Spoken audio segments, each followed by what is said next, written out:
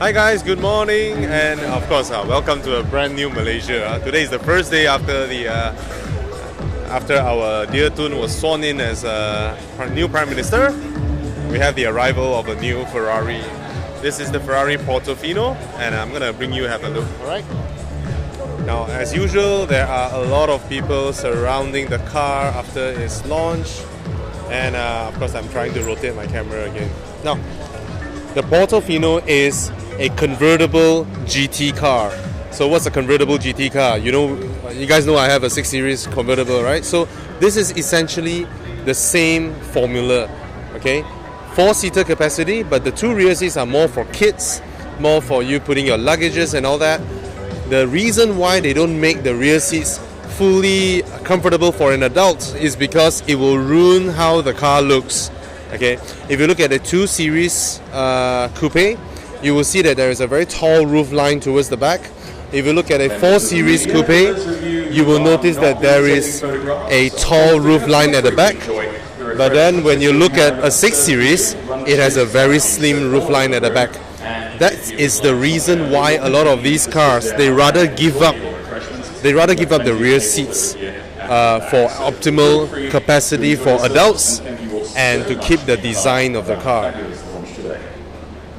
Okay, so that's the proposition of a convertible Grand Tourer. Alright, so you can see the 2 rear seats. They are strictly for children, okay? But like I mentioned just now, if they can fit adults, the car wouldn't look as good and the car will need a longer wheelbase, okay?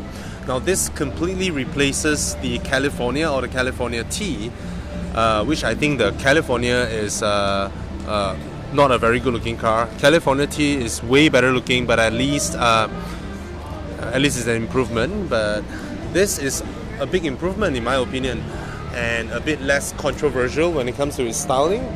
There are a lot of aero bits that I can see here, but the most prominent one is of course this one in the front wheel arch. Okay? No worries. Yeah, you can see the fingers pop up. I mean, it's Ferrari. No aerodynamic stuffs are fake. So this is to channel out air on the wheel wells. So the wheel wells actually generate a lot of turbulence inside. Okay, and of course this is a styling thing as well. And of course it helps channel air out. Now, of course, this car, as we can see, they are fitted with the carbon ceramic brakes. You can see the patterns there. The front ones are 390 millimeters.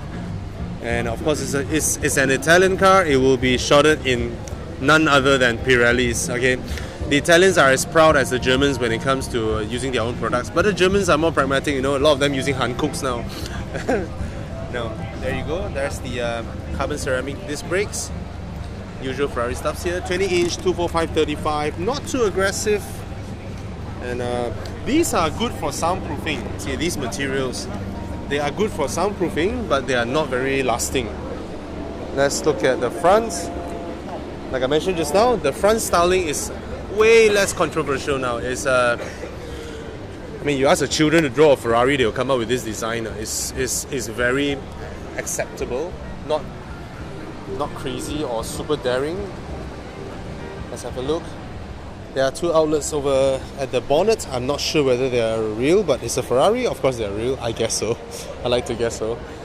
Now, very steep roof line, as you can see here.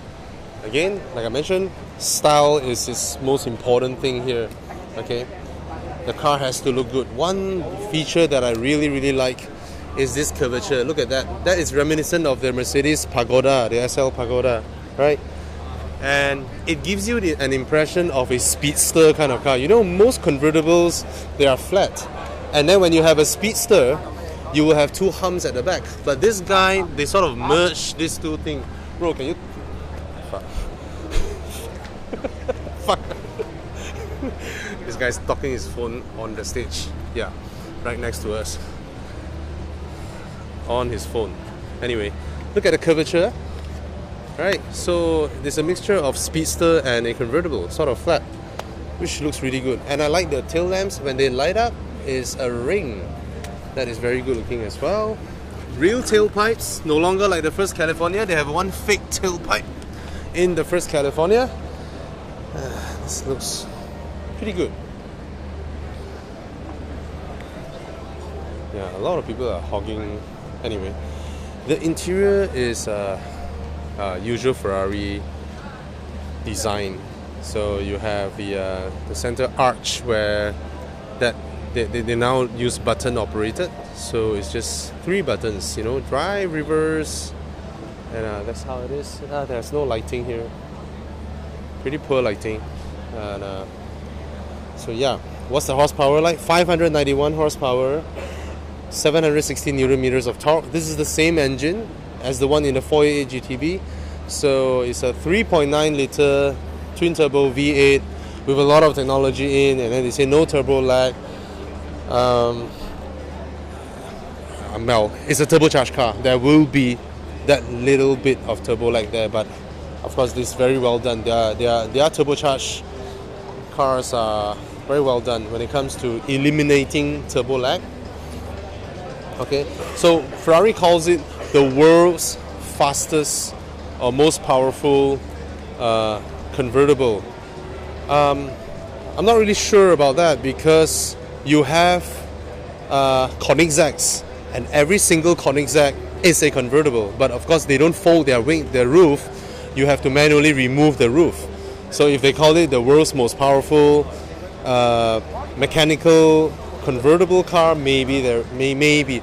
But in terms of GT, perhaps they are on point here. If it is a GT and a convertible GT, maybe it is. Okay, no doubts about the speed. 320 kilometers per hour top speed, 3.5 seconds 0 to 100. And these are expected figures, I guess, nowadays, right?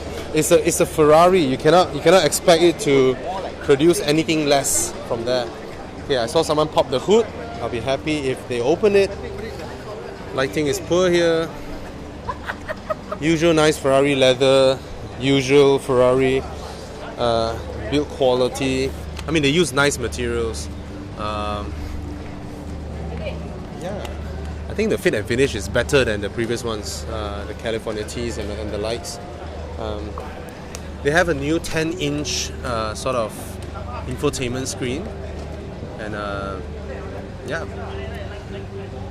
Some of you, when you look at the leather finishing, right? Look at this, right? You might feel that hey, it's not that perfect, but it's because they pull it down with hand. See. So that's the engine. Okay, with the engine in place, with the weight distribution, it's 46 up front and 54 at the back. All right. So yeah, that's the engine where I really like the intakes. The famous thing about Ferrari engines is the intake manifold, right? Beautiful, beautiful, sandblasted, and yeah, that's your Ferrari GT car. And the top part is those I think one side is real, the other side is sealed. See, it's not necessary that when your car has a lot of those inlets, that means air will be coming out. That's not the case. A lot of times, right, sometimes when they create some holes on the bonnets and all that, it creates some turbulence inside the engine bay, and then air might be caught. So it's not every time that when a car maker puts a vent on their exterior body panels, and then they cover it, and then everybody say, oh, this is, you know, fake stuff and all that. No, it's not necessarily that, right? Okay, Marcus, you open the bonnet. Can you open the boot? I don't know. You always seems to figure things out. Thank you. Yeah. You see? Okay, that's with the roof folded in. You can still see that there's ample room for bags and all that. When the roof is up, you have about 300 liters of boot space, which is very respectable for a folding hardtop convertible. This is very well packaged, I would say. Very, very well packaged. And the benefits of a folding hardtop is that when the roof is closed, it's just like any normal coupe. You get really, really good soundproofing, and you can operate the roof at a rather higher speed than a normal cloth convertible. But of course, they come with weight and I don't think these are very exotic materials. Normal aluminium chassis down there, full aluminium. So, yeah. I think it looks a lot better than the California T. Very nice. I like how they package the roof, because even after the convertible is up, you see it serves like a virtual boot. You still have your boot capacity. This is pretty well packaged. Maybe not as good as the Ferrari 550 Super America, but you know, the one where the roof folds underneath the seats, but that is a pure two-seater. This is the four-seater hardtop convertible, and they still have this kind of. Let me light up the. Oh, my phone is not there.